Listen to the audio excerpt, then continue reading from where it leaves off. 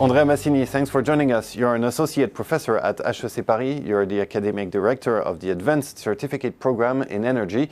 So much is happening in this sector nowadays. So how can companies which core business is selling energy deal with the climate challenge? Well, first of all, I think that the imperative to deal with climate challenge is transforming the energy industry in a way which is unprecedented. And this transformation affects both business models but also organizational structures.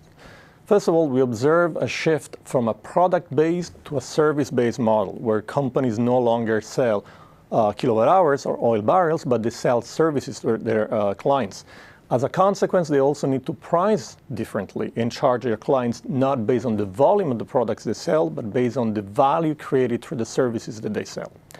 Second, we see a massive penetration of renewables, which is fueled both by the decreasing cost that we saw over the last few years, but also by intelligent public policies developed over the last few years as well. As an example, the International Energy Agency predicts that if we were to stabilize climate, the share of renewables in power generation should move from 20%, roughly, which is what we have today, to 60% in 2040.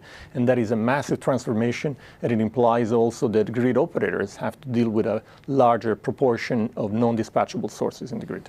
That shift seems complicated, especially for historical energy companies. What changes does it imply for them? Well, we see changes both upstream and downstream. Traditional oil and gas companies start diversifying their asset portfolio, of course, but we also see a major pressure on operational efficiency and cost reduction. In the downstream sector, and especially in the electricity generation and distribution, we see perhaps the biggest revolution, which is the shift from centralized generation and distribution models, where you had large utilities producing and distributing electricity, to a decentralized model in a distributed generation model, where small independent producers generate electricity and sell the excess electricity to the grid.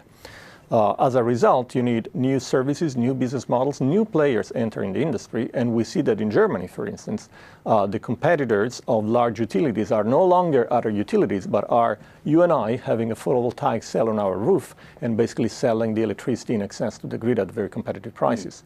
Clearly, that is a real challenge. How about managers and executives? What are the keys to success in this context?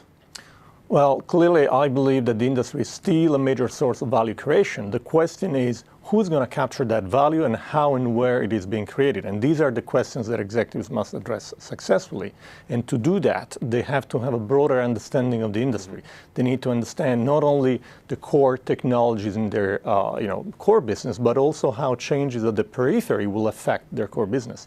So they need to develop this, what I call a holistic view of the industry. And that's precisely what we try to do in the programs we developed at HEC, giving these managers, the senior leaders, a good understanding of the entire value chain of the energy sector, and therefore giving them the tools to understand who's going to capture the value being created and how.